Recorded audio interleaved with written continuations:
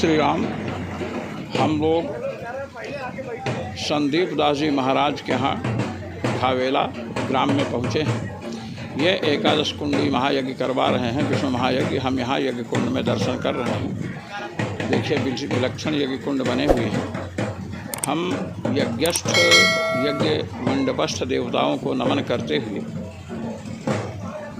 मंडप से बाहर की ओर प्रस्थान करेंगे। बापू एक कार्यक्रम में छू પછી વાત કરું અને કાલે આવશે ગાયો। बड़ा दिव्य दृश्य है और इन विभिन्न देवताओं के नमन वंदन और संतों का संग पा करके मैं बड़ा अभिभूत हुआ। अब हम यज्ञ मंडप से बाहर निकल रहे हैं। हम लाल वस्त्र में हैं। इस समय प्रवचन स्थल पर आए हैं। यहाँ संत सम्मेलन है। इस समय मैं मंच पर आरूढ़ हो रहा हूँ। मैं बैठ चुका हूँ। अब अन्य संतों का भी पदार्पण यहाँ हो चुका है। बगल में महामंडलेश्वर श्री जानकी दास जी महाराज से मैं बात किया। ये भक्तजन विराजमान हैं। मंच पर मेरा माल्यार्पण हो रहा है। इसके बाद खूब खूब धन्यवाद। एक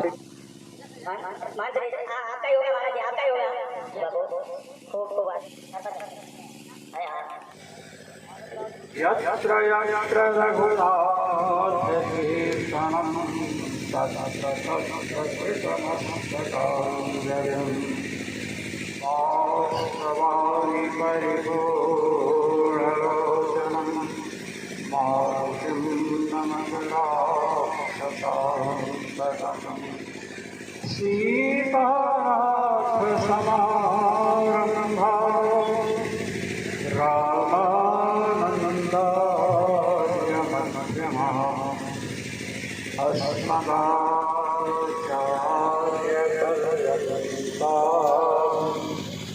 वन्दे गुरु परम्परा वन्दे गुरु परम्परा। भगवान की जय। श्री सीतारामचंद्र भगवान की जय। श्री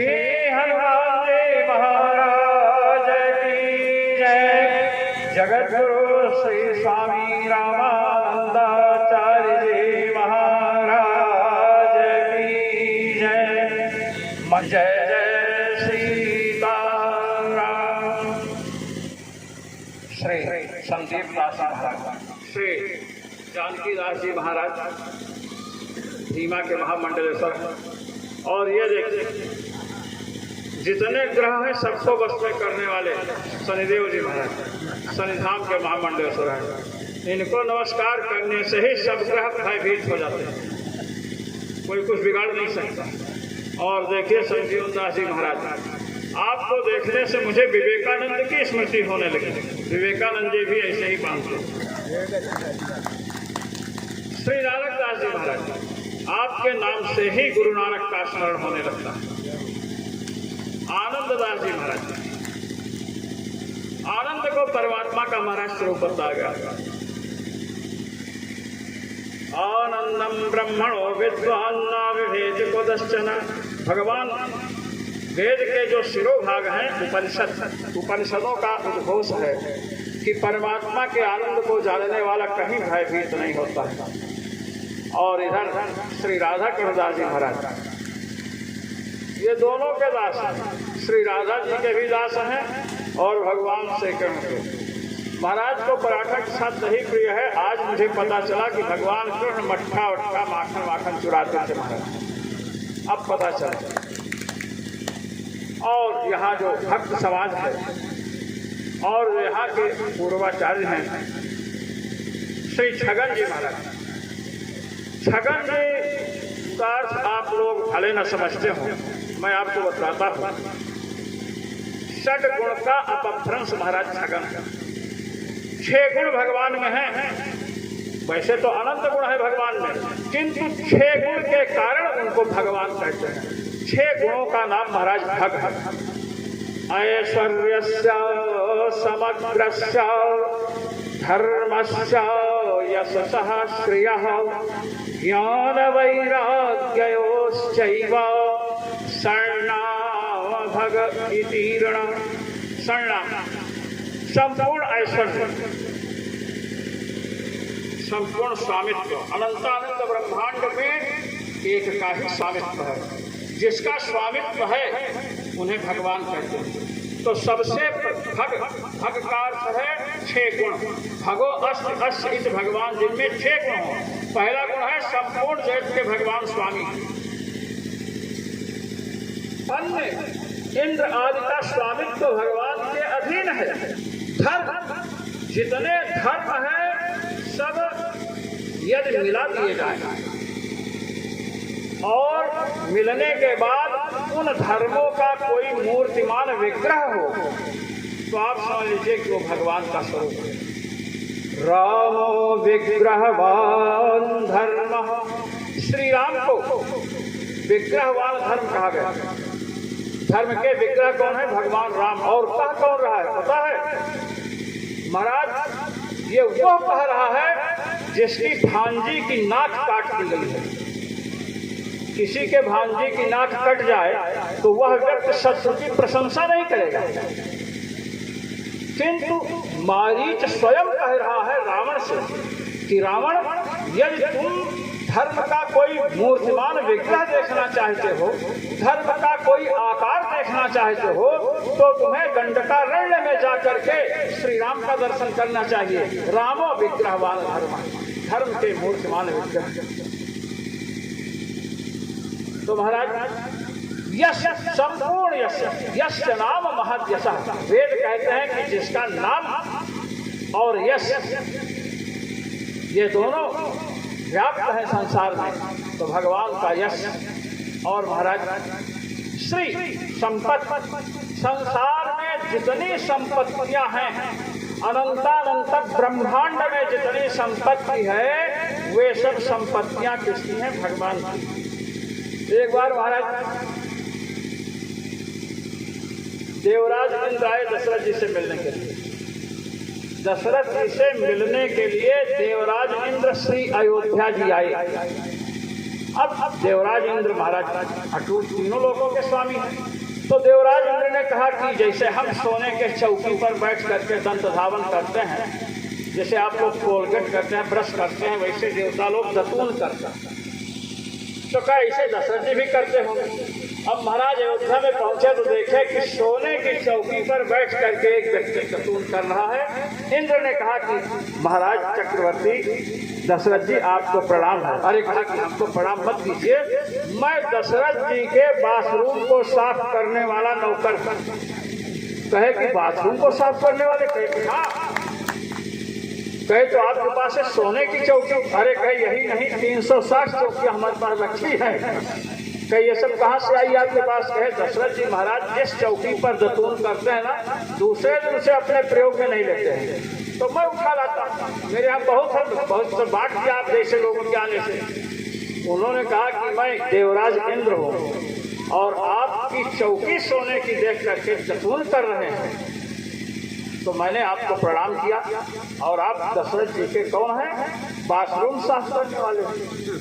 तो आप समझ लीजिए कि जिस अयोध्या में बाथरूम साफ करने वाली की संपत्ति को देख करके देवराज इंद्र ने नमस्कार किया दशरथ समझ करके, ऐसी अनंतानंत संपत्तियों के स्वामी भगवान। और ज्ञान भगवान को महाराज उपनिषदों में कहा गया सत्यम ज्ञानमनंतम ब्रह्म। भगवान को ज्ञान स्वरूप अनंतानंत ज्ञान के आश्रय हैं। और महाराज वैराग, भगवान ने अनंतानंत ब्रह्मांड की रचना की। शब्द रूप रस गंध स्पर्श, ये 5 विषय हैं। 5 विषयों को बनाया है और 5 विषयों में जितने जीव हैं ब्रह्मा जी तक सब उसमें महाराज ऐसा निमग्न होते हैं कि अपने स्वरूप को महाराज भूल जाते हैं। किंतु भगवान में इतना वैराग्य है। आप देखिए, आप एक मकान बनाते हैं, एक दुकान बनाते हैं, आपकी हमारी कितनी आसक्ति हो जाती है ना आसक्ति। हाँ, भगवान ने इतना अनंतानंद ब्रह्मांड बना दिया संकल्प मात्र से, फिर भी उनको इन सब विषयों से महाराज वैराग्य। तो तो संपूर्ण ऐश्वर्य, संपूर्ण धर्म, संपूर्ण संपत्ति, ऐश्वर्य से समग्र और संपूर्ण धर्म, ज्ञान और वैराग्य, इन 6 गुणों का नाम क्या है? भक्त। इनका नाम ही है भक्त। और ये 6 गुण जिनमें हों उन्हें भगवान कहते हैं। तो भगवान का एक नाम है षटगुण। तो षटगुण का अपभ्रंश क्या है? छगन। षटगन से छगन हो गया महाराज। तो श्री छगन जी महाराज के श्री चरणों में, श्री रामदास जी महाराज उनके श्री चरणों में, और ईसा माता के चरणों में कोट कोट नमन। और श्री सरजूदास जी महाराज, ये तो नाम ही अपने में अनुपम है। जो लोग श्री अयोध्या जी गए होंगे, अयोध्या जी जाए और सरयू जी में स्नान न करें तो महाराज अयोध्या दर्शन का पूरा फल नहीं मिलता है। श्री सरयू जी का महात्म्य गंगा जी से भी अधिक है। क्यों? अच्छा ये बताइए, आपके शरीर में पैर है और आँख है, दोनों में किसका महत्व दिखता है? पैर यदि गड़बड़ हो जाए तो आप काम चला सकते हैं, और कहीं आँख चली गई तब। श्री गंगा जी भगवान के चरणों से निकली है, पादुजा है। श्री गंगा जी क्या है? चरणों से निकले हैं, इसलिए उनको पादुजा कहते हैं। और श्री सरयू जी भगवान के नेत्रों से निकली है, इसलिए इनको नेत्रजा कहते हैं। महाराज यहाँ चतुर्भुज भगवान है। भगवान श्री राम का एक मंदिर है जिन्हें चतुर्भुज भगवान राम कहते हैं। मांडव में हम लोग गए हैं, दर्शन किए हैं। चतुर्भुज भगवान राम। तो भगवान राम और भगवान विष्णु दोनों एक ही तत्व हैं। अच्छा, विष्णु शब्द का क्या अर्थ है महाराज? देखिए, वेवेष्ट व्याप्नोति अनंतानंत ब्रह्मांडात्मकम जगत इति विष्णु। जो अनंतानंत ब्रह्मांडात्मक संसार को व्याप्त करके रहते हैं, व्याप्त है सब, उन्हें विष्णु कहते हैं। और भगवान राम कैसे हैं? रमते सर्वभूतेषु स्थावरेषु चरेषु च अंतरात्मस्वरूपेण यच्चरामेति कथ्यते। राम उन्हें कहते हैं जो संपूर्ण प्राणियों में रमण कर रहे हैं। आपके भी शरीर में, हमारे शरीर में, सबके मन में, पशु पक्षियों में, स्थावर जंगमात्मक जितने प्राणी हैं सब में जो अंतरात्मा रूप से रमण करते हैं, अंतरात्मा स्वरूप है, उन्हें राम कहते हैं। तो भगवान जब अंदर है बाहर भी है। भगवान श्री राम अंदर भी है और बाहर भी है। भगवान शिव ने कहा हरि व्यापक सर्वत्र समाना। भगवान सर्वव्याप्त है। तो भगवान विष्णु आप कह लें, भगवान राम कह लें, तत्व एक ही। बात इतनी है कि हमारे यहाँ जो उपासना होती है, उपासना में हम उपासक जो हैं, उपास्य को जिस प्रकार देखेंगे वैसे लाभ होगा। अगर आप अपने भगवान को दुर्गा जी से छोटा समझ रहे हैं और उपासना कर रहे हैं तो दुर्गा जी के सामने काम नहीं कर सकते हो। और यदि अपने आराध्य को सर्वत्र देख रहे हैं, दुर्गा जी के भी रूप में वही, भैरव जी के रूप में भी वही, तो आपको कोई महाराज हतप्रभ नहीं कर सकता है, आपको तेजहीन नहीं कर सकता है। तो भगवान विष्णु जो है राम रूप में अवतरित होते महाराज। रामा अवतार जानते हैं आप लोग? भगवान राम किसके अवतार हैं? विष्णु भगवान के। विष्णु भगवान के जानते हैं ना? हाँ। अब मैं आपको बताऊंगा कि भगवान राम विष्णु भगवान के भी अवतार हैं, किंतु रामानंद संप्रदाय में, श्री रामानंद संप्रदाय में जिन श्री राम की उपासना होती है, उन श्री राम के अंश से अनेक विष्णु भगवान उत्पन्न होते हैं। उपजहि जासु अंश ते नाना शंभु विरंच विष्णु भगवान। भगवान राम के अंश से। अब भगवान श्री राम के अंश कौन है? तो वासुदेव, संकर्षण, प्रद्युम्न और अनिरुद्ध, ये चार महाराज जीव हैं। अब आप देखिए कि जिस समय भगवान विष्णु राम रूप में अवतरित होते हैं, विषय सरल भी है और थोड़ा गंभीर भी है। दो प्रकार के अवतार भगवान राम के होते हैं। एक तो भगवान विष्णु आकर के राम बनते हैं, ये आप सब जानते हैं, प्रायः लोग जानते हैं। किंतु भगवान राम आकर के राम बनते हैं, इसको कुछ ही लोग जानते हैं। ये विषय नया है एक प्रकार से आप लोग समझें। जब भगवान विष्णु आकर के राम बनते हैं तो सुदर्शन चक्र शत्रुघ्न बनते हैं, शेषनाग जी लक्ष्मण बनते हैं और पांचजन्य शंख भरत बनते हैं जिस समय भगवान विष्णु राम बनते हैं। और जिस समय साकेत बिहारी अनंतानंत ब्रह्मांड नायक भगवान श्री राम आकर स्वयं राम बनते हैं तो महाराज ये लोग नहीं आते। उस समय लक्ष्मण बनते हैं भगवान नारायण जो शेषनाग के ऊपर शयन करते हैं। और भरत पांचजन्य शंख नहीं, भरत बनते हैं वैकुंठ बिहारी भगवान विष्णु जो जगत का पालन पोषण करते हैं। और शत्रुघ्न बनते हैं स्वयं भूमा भगवान जिनकी चर्चा श्रीमद् भागवत महापुराण में आई है। उनको नमस्कार किया है भगवान श्री कृष्ण और अर्जुन ने जाकर के, वे स्वयं भूमा भगवान आकर के शत्रुघ्न बनते हैं। बृहद ब्रह्म संहिता में चर्चा आई है, वैकुंठे सस्तु भरतः क्षीराब्धिश्च लक्ष्मणः शत्रुघ्नस्तु स्वयं भूमा राम सेवार्थमागताः। वैकुंठे सस्तु भरतः, वैकुंठ बिहारी जो भगवान विष्णु हैं ये भरत बनते हैं। अब देखिए गोस्वामी जी के मानस से इसकी पुष्टि हो रही है। मैंने तो बृहद ब्रह्म संहिता का प्रमाण किया।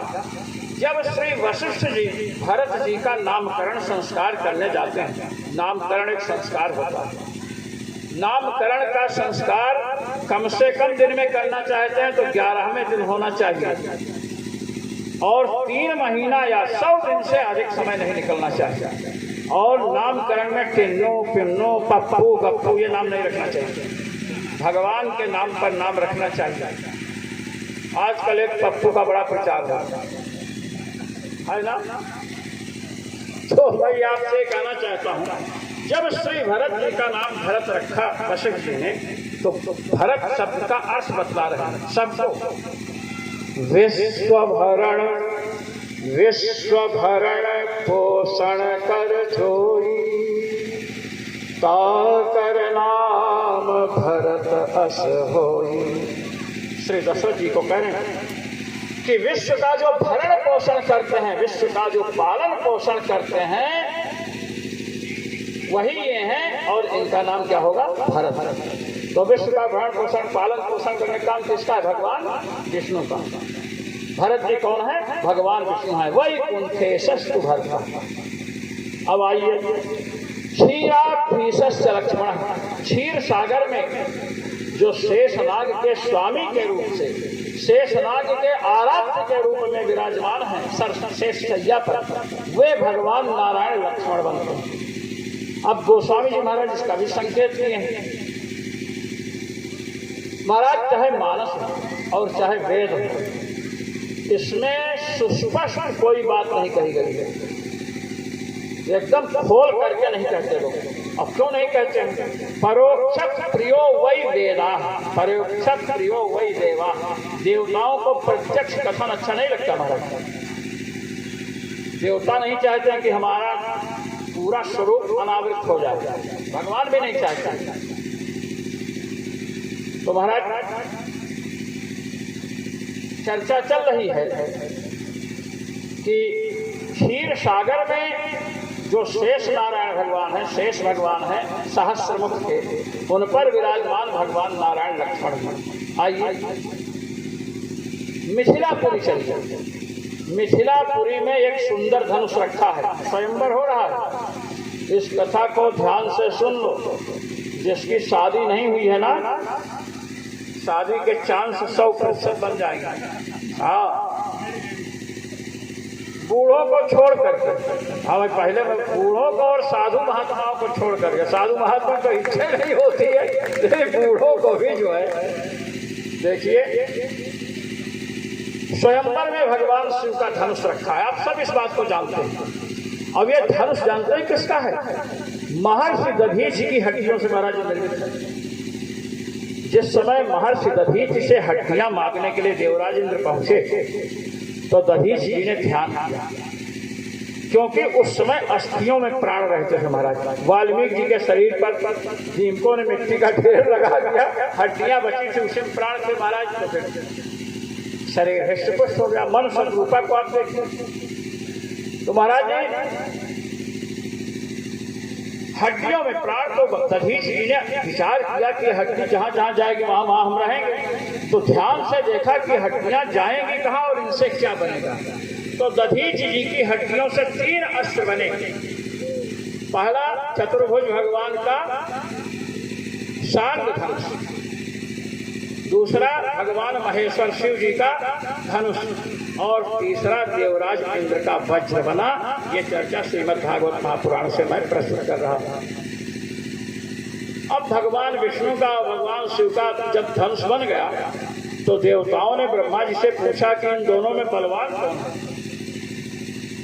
तो भगवान शिव भी देखने लगे ब्रह्मा जी को, भगवान विष्णु भी देखने लगे, क्योंकि सामने पूछ रहे हैं।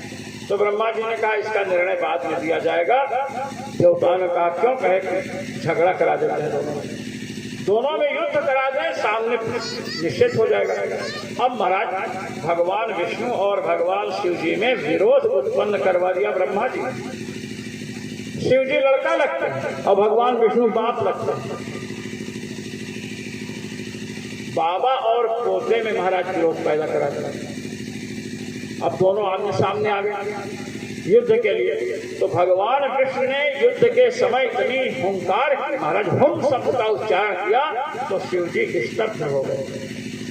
जिस समय ताड़का ने भगवान श्री राम पर आक्रमण किया उस समय विश्वामित्र जी ने हुम शब्द का उच्चारण किया। हुम शब्द में बड़ी शक्ति है। कोई इधर उधर टुसदा कर रहा, कोई कह देता बस वो रुक जाता है। हुम शब्द। भगवान शिव स्तब्ध हुए तो उन्होंने उस धनुष को परशुराम जी को दे दिया।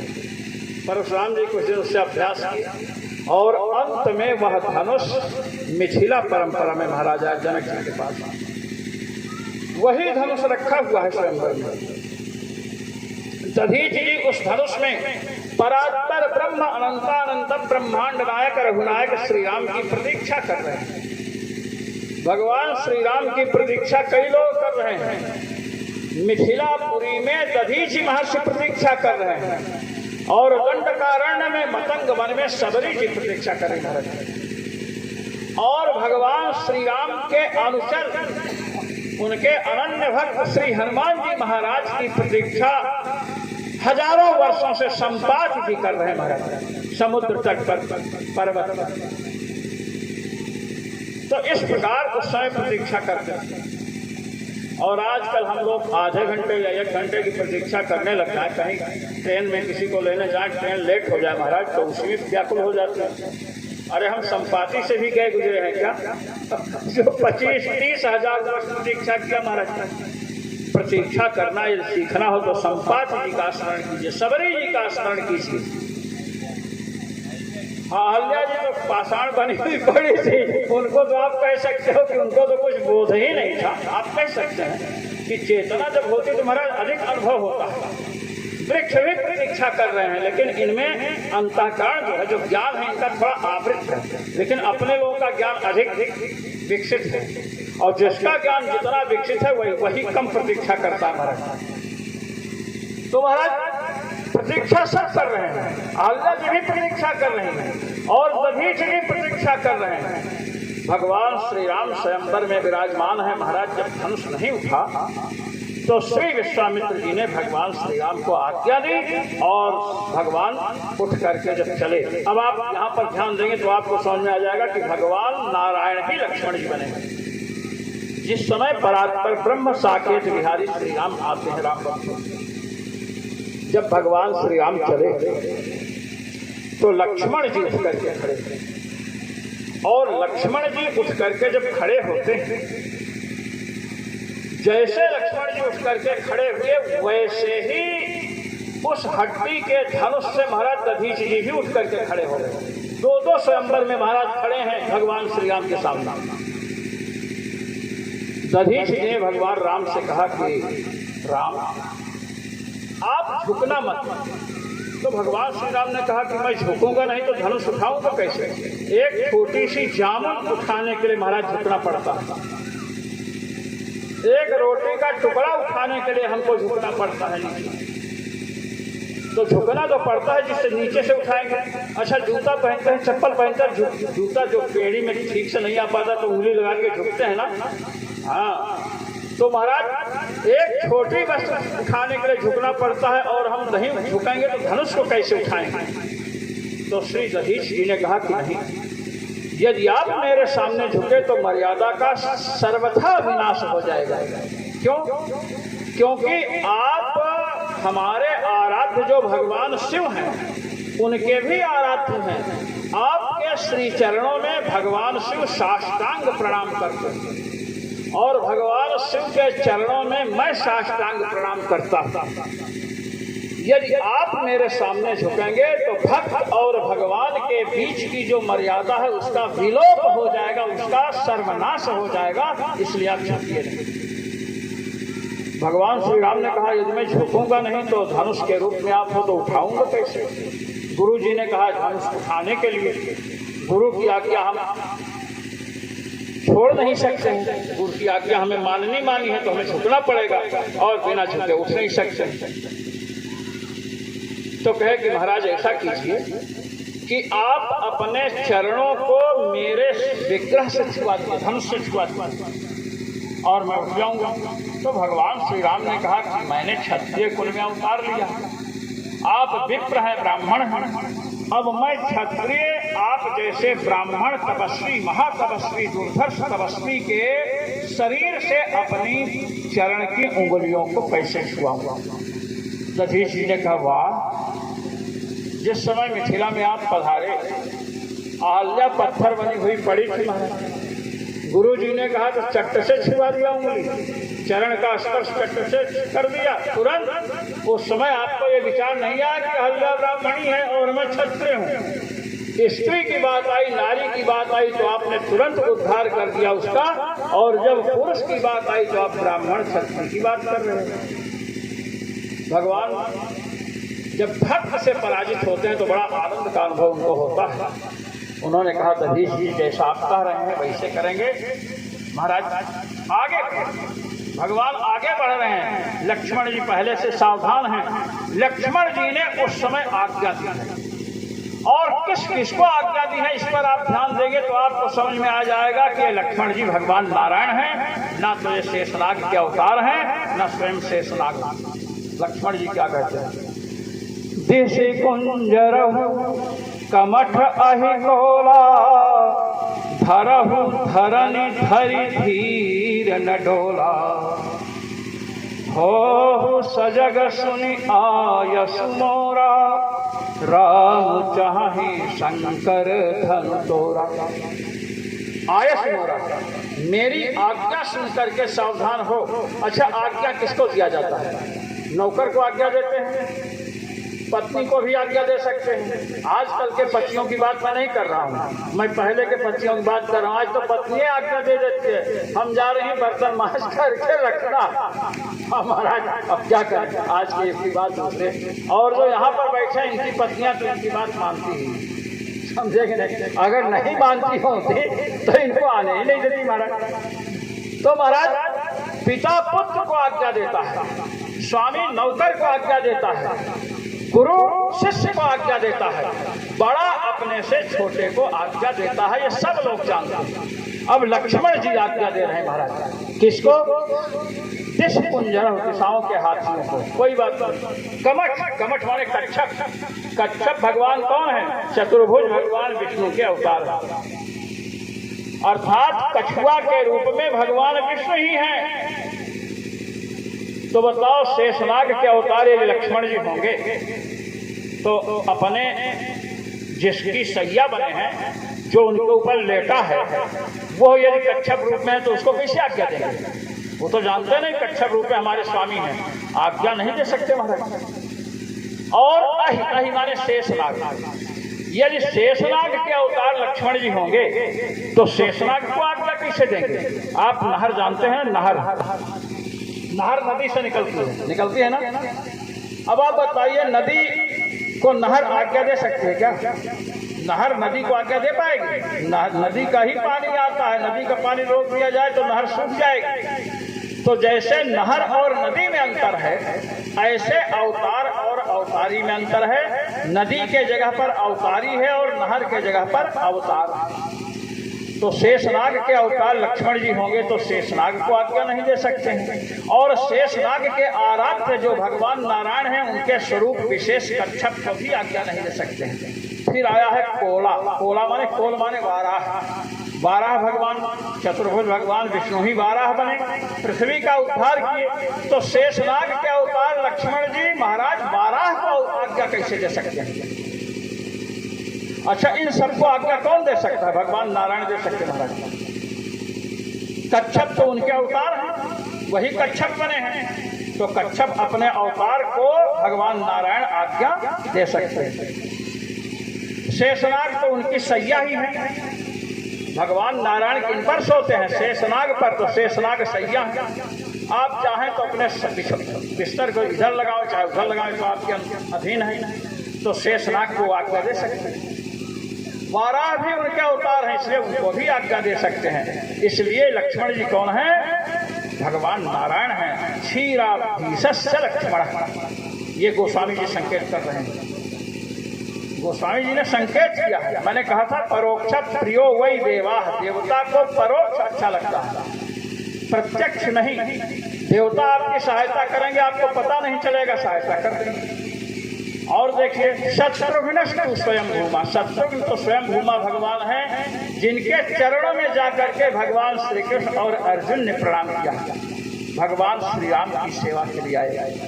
तो दो प्रकार का रामावतार होता है। आपके यहाँ यज्ञ चल रहा है, और ये विष्णु यज्ञ है ना, विष्णु महायज्ञ। जो यज्ञ होता है, यज्ञ का स्वरूप महाराज अत्यंत सूक्ष्म है, रहस्यमय है। यज्ञ में बड़ी सावधानी रखनी पड़ती है महाराज। वेद में एक कथा है यज्ञ को लेकर। एक बार ब्राह्मणों ने महाराज यज्ञ आरंभ किया, यज्ञ, और यज्ञ करते करते ब्राह्मण महाराज निर्धन हो गए। क्या हो गए? निर्धन, गरीब। ब्राह्मण गरीब हो गए महाराज, और ब्राह्मणों ने यज्ञ करना बंद कर दिया। देवराज इंद्र ने देखा कि ब्राह्मण यज्ञ करना बंद कर दिया, तो अपने गुरु बृहस्पति जी से कहे कि गुरुदेव पता लगाइए यज्ञ कैसे बंद हो गया। हम लोगों को यज्ञ भाग मिलता था। जब चेला परेशान होते हैं तो गुरु की शरण में जाते हैं, चाहे देवराज इंद्र ही क्यों ना हो। आप लोगों को कोई परेशानी यहाँ हो, धड़ाक से इनके पास आ जाए। समझ है ना? देवराज इंद्र किसकी शरण में गए? बृहस्पति जी की शरण में गए। शिष्य पर जब आपत्ति आए तो गुरु की शरण में जाए, ये यहाँ शिक्षा मिल रही है। कथा केवल सुन करके, एक कान से सुन करके इस कान से निकालने के लिए नहीं होती। इस कान और इस कान के बीच में मस्तिष्क है ना? मस्तिष्क से सोचिए। तो महाराज बृहस्पति जी ने कहा ठीक है, हम चल रहे हैं, पता लगाते हैं यज्ञ को बंद कर दिया। अब महाराज जब पता लगाने के लिए आए, ब्राह्मणों से पूछे तो ब्राह्मणों ने कहा कि देखिए महाराज, यज्ञ करते करते हम लोग निर्धन हो गए, इसलिए हमने यज्ञ बंद कर दिया। बृहस्पति जी ने कहा यज्ञ करने से व्यक्ति निर्धन होता है क्या? अरे यज्ञ के द्वारा तो लक्ष्मी जी का आवाहन होता है। जात वेदो मा आवाहन, श्री सूक्त में जात वेद अग्नि का नाम है। हे अग्नि देवता, लक्ष्मी जी को बुलाओ, तो उसके द्वारा तो लक्ष्मी जी को बुलाया जाता है। आप करो लक्ष्मी ही चली गई। क्या नहीं महाराज, हम झूठ नहीं बोलते, हम सब। अब महाराज बृहस्पति जी ने कहा कि सबको कि हमारे सामने यज्ञ करो, हम देखते हैं कैसे निर्धन होते हो। महाराज जब यज्ञ करने के लिए बैठे, जब कुंड उंड का निर्माण हो गया महाराज, तो वहां पर कुश बिछा था, कुशास्तरण। तो कुश बिछाना था, उसके पहले ही महाराज जमीन को एक ब्राह्मण ने छू लिया। जैसे ये थाली रखनी है, समझिए कुश है। अब कुश को रखना है, उसके पहले ही एक ब्राह्मण ने ऐसे छू दिया, रख बृहस्पति जी ने कहा ये तुमने क्या किया, तुमने छुआ क्यों, और कैसे क्या होगा, कैसी से तुम लोग निर्धन हो रहे हो। यहाँ पर फिर से चौका उका लगवाइए। महाराज गोबर से लीपा गया और फिर कुशास्तरण करवाया गया। अब आप सोचिए, थोड़े निषिद्ध माने स्पर्श से जो विहित नहीं है, ऐसे कार्य को, अविहित कार्य को करने से महाराज वे निर्धन हो रहे थे। और महाराज यज्ञ हुआ तो चकाचक सब धनी हो गए। तो यज्ञ से बहुत लाभ होता है। आपके यहाँ यज्ञ हो रहा है, स्वाहाकार, इसकी आहुतियाँ महाराज अग्नि में पड़ती हैं, और अग्नि में पड़ने से उससे जो धूम्र निकलता धुआं, उस धुआं के द्वारा अनेक प्रकार के कीटाणु जिन्हें बैक्टीरिया कहते हैं वो नष्ट होते हैं। महाराज ये विदेशों में शोध हो चुका है। एक बूंद घी जब आग में पड़ता है तो 3 किलोमीटर तक का वातावरण शुद्ध होता है, समझ रहे हैं ना? हाँ, तो महाराज इससे वातावरण शुद्ध हो रहा है।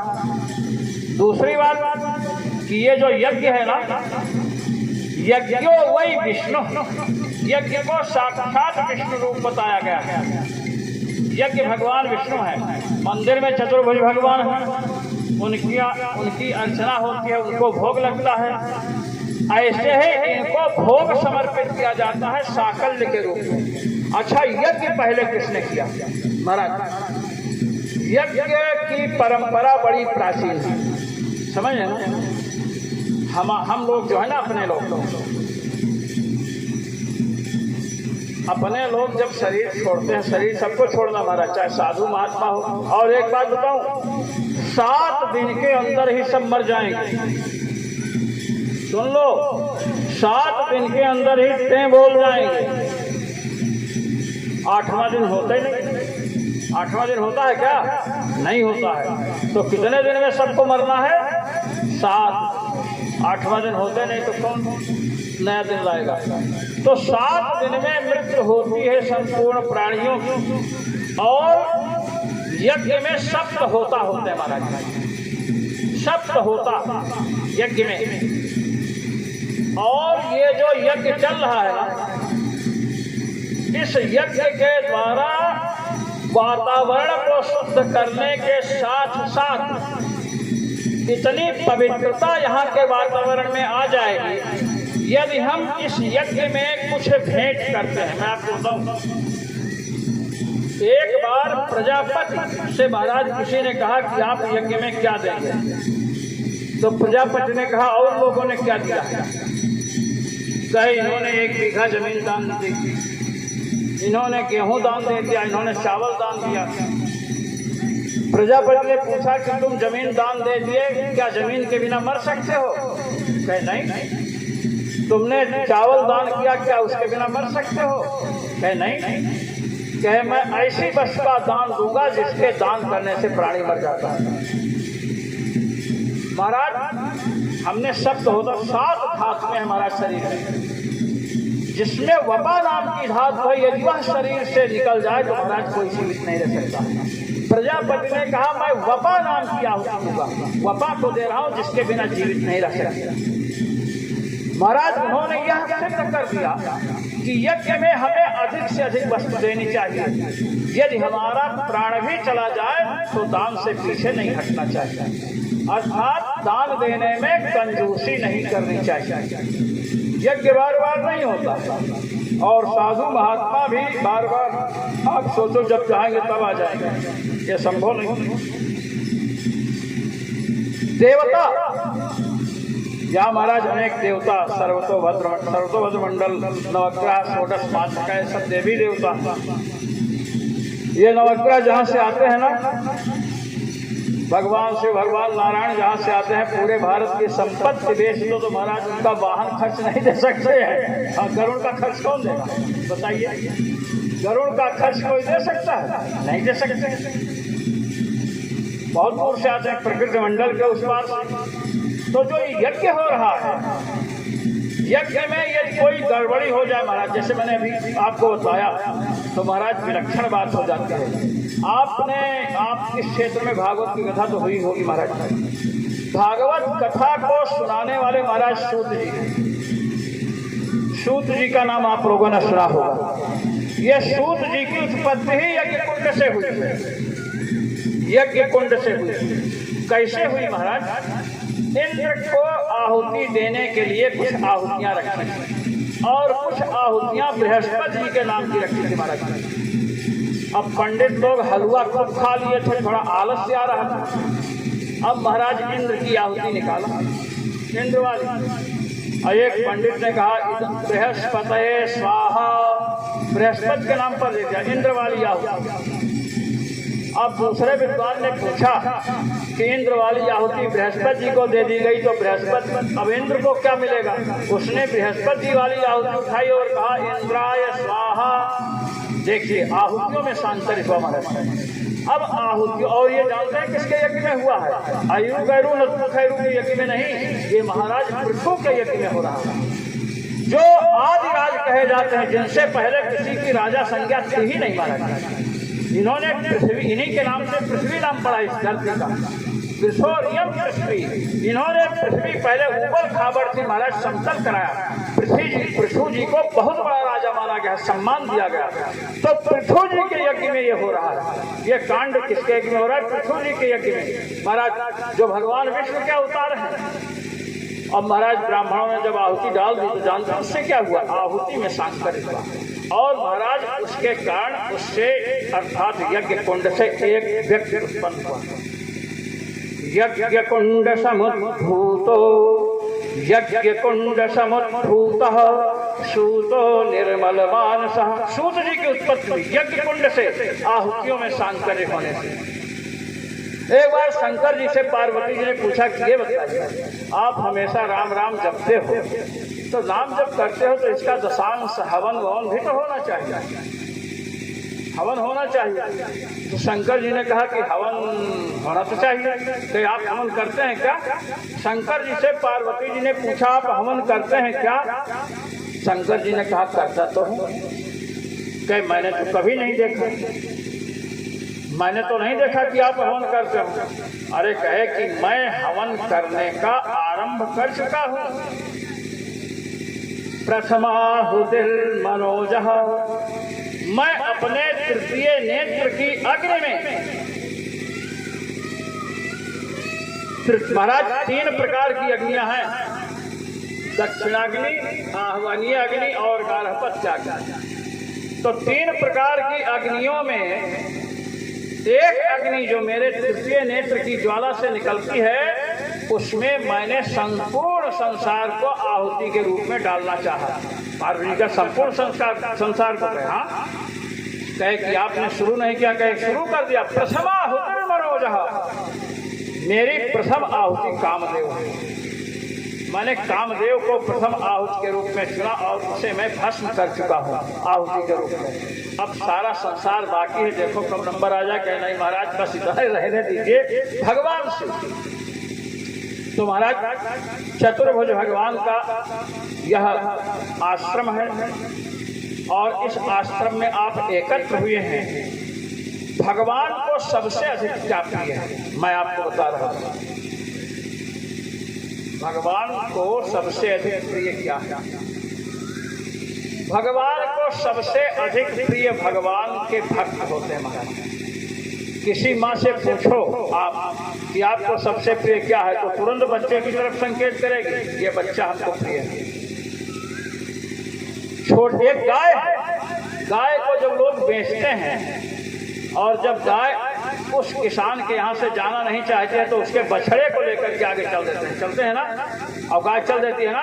हाँ, जैसे गाय को अपने बछड़े या बछड़ी पर प्रेम है, जैसे माता को अपने पुत्र या पुत्री पर प्रेम है, वैसे ही भगवान का अपने भक्तों के प्रति प्रेम होता है महाराज। जो भगवान को अपने अधीन करना चाहे उसे भक्तों से जुड़ना चाहिए। शबरी जी का नाम आप लोगों ने सुना है, शबरी सुने हैं ना। शबरी के गुरु मतंग जी महाराज चित्रकूट में निवास कर रहे थे। और महाराज ये चित्रकूट दंडकारण्य बहुत विस्तृत क्षेत्र है इसका। और गुरु जी को भगवान का दर्शन नहीं हुआ, भगवान राम का दर्शन गुरु जी को नहीं हुआ, किंतु शबरी का पता पूछते पूछते भगवान श्री राम शबरी की कुटिया पर पधारे। आप लोगों ने कथा सुनी होगी, रामायण सीरियल देखा होगा। गुरु जी को दर्शन नहीं हुआ और चेली को दर्शन हो गया।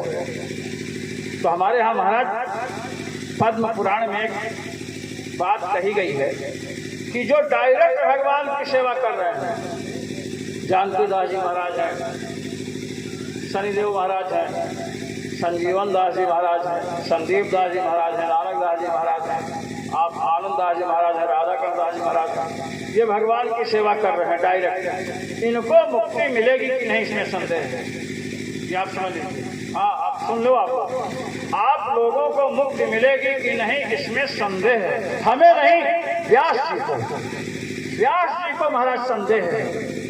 व्यास जी कह रहे हैं, सिद्धिर्भवति वानेति संशयोच्युत सेविनां न संशयोस्ति तद्भक्त परिचर्यारतात्मनां। जो साक्षात भगवान की सेवा में लगे हुए हैं वे मुक्त होंगे कि नहीं, संसार सागर से पार उतरेंगे कि नहीं, इसमें संदेह है। कहे क्या ऐसा भी कोई है जिसके संसार से पार उतरने में संदेह ना हो? निश्चित ही पार उतर जाएंगे। सुन लो, न संशयोस्ति तद्भक्त परिचर्यारतात्मनां। जिनके मुक्ति में संदेह, मैंने अभी नाम गिना दिया ना, सब बैठे हैं यहाँ, अपने को नहीं गिनाया। हाँ, अपने को गिनाने में गड़बड़ था। अब इन लोगों की सेवा में जो लगे हैं महाराज, न संशयोस्ति तद्भक्त परिचर्यारतात्मनां, इन महापुरुषों की सेवा में जो लगे हैं उनके मुक्ति में कोई संदेह नहीं। पहले आप लोग मुक्त हो गए, जब आप लोग मुक्त हो जाओगे तो ये लोग भी भगवान को धाम की ओर प्रस्थान करेंगे। यही संत महात्माओं की विशेषता है कि संत महात्माओं से जो जुड़ता है उसका पहले उद्धार होता है। मतंग जी से शबरी जी जुड़ी, मतंग जी को भगवान का दर्शन नहीं हुआ किंतु शबरी जी को भगवान का दर्शन हुआ, शबरी जी का उद्धार हुआ ना। इसी प्रकार हम किसी भी अलग संत महात्मा की बात को छोड़ो, एक जड़ महाराज भागवत की कथा में गजेंद्र मोक्ष की कथा आई। गजेंद्र हाथी, मैंने 5 वर्ष महाराज भागवत कथा पढ़ाई है, पूरी भागवत टीकाओं के सहित। महाराज गजराज जो है फंसा हुआ है, एक ग्राह मगरमच्छ ने पकड़ लिया, क्रोकोडाइल मगरमच्छ पकड़ रखा है। और महाराज जब उसने स्तुति किया भगवान की, निषेध शेषो जयतादशेषः, और महाराज भगवान पधारे। और जब भगवान पधारे तो भगवान ने जानते महाराज क्या किया? पहले ग्राह को और हाथी को पकड़ करके निकाला बाहर, और उसके बाद महाराज चक्र सुदर्शन से ग्राह को मारा। ग्राह बैकुंठ चला गया, और ग्राह जब बैकुंठ गया महाराज तब गजराज बैकुंठ गया। ग्राह के बाद गजराज गया तो वहां पर भागवत के हरिशूरी जी ने कहा कि देखो एक जड़ जो गज है, हाथी जड़ है, उसका पैर पकड़ा शत्रु भाव से। किसने? ग्राह ने। शत्रु भाव से भक्त का पैर पकड़ लिया तो महाराज पहले भगवान ने उद्धार कर दिया और बाद में गज का उद्धार हुआ। तो ये परंपरा है कि जो भगवान के भक्त हैं ना, उनका बाद में उद्धार होता है और उनके चरणों में जो आते हैं उनका पहले उद्धार हो जाता है। श्री चतुर्भुज भगवान से जुड़ा रहे। यज्ञ में अधिक से अधिक जो हो, बार बार यज्ञ नहीं होता है, आप समझ लीजिए। आप चाहोगे भी तो नहीं होगा, महाराज भी चाहेंगे तो नहीं होगा। ये तो चतुर्भुज भगवान चाहे हैं तो इनके मन में प्रेरणा हुई, आप सबकी प्रेरणा हुई, अपने सब लोग एकत्र हुए। इसलिए इस कार्य को उचित ढंग से, पूर्ण ढंग से, श्रद्धा भावना से संपन्न करना चाहिए। इसी के साथ मैं आप सबको मंचस्थ महापुरुषों को नमन करते हुए आप सबको आशीष देते हुए अपनी वाणी को विराम देता हूँ। जय श्री राम।